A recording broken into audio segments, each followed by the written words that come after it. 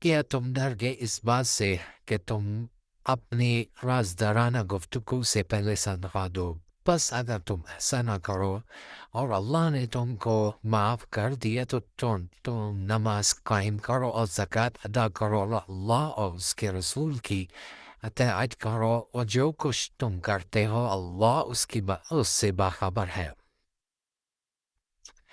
کیا تم نے ان لوگوں کو نہیں دیکھا جو ایسے لوگوں سے دوستی کرتے ہیں جن پر اللہ کا غضب ہوا؟ وہ نہ تم میں سے ہیں اور نہ ان میں سے ہیں، وہ جھوٹی بات پر قسم کھاتے ہیں حالانکہ وہ جانتے ہیں اللہ نے ان لوگوں کے لیے سخت عذاب تیار کر رکھا ہے۔ بے شک وہ برے کام ہیں جو وہ کرتے ہیں۔ انہوں نے اپنی قسموں کو ڈھال بنا رکھا ہے، پھر وہ روکتے ہیں اللہ کی راہ سے، پس ان کے لیے ذلت کا عذاب ہے۔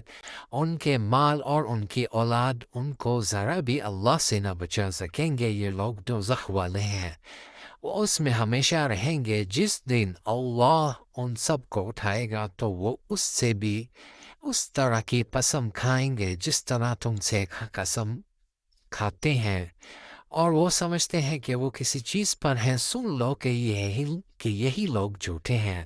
شیطان نے ان پر قابو حاصل کر لیا، پھر اس نے ان کو اللہ کی یاد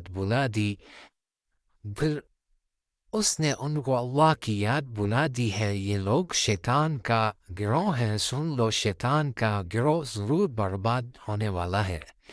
بے شک جو لوگ اللہ اور اس کے رسول کی مخالفت کرتے ہیں وہی ذلیل لوگوں میں سے ہیں۔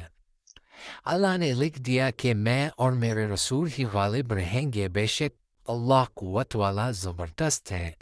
آپ ایسی قوم نہیں پا سکتے جو اللہ پر اور آخرت کے دن پر ایمان رکھتی ہو، وہ ایسے لوگوں سے دوستی رکھے جو اللہ اور اس کے رسول کے مخالف ہیں، اگرچہ وہ ان کے باپ یا ان کے بیٹے یا ان کے بھائی یا ان کے خاندان والے کیوں نہ ہو۔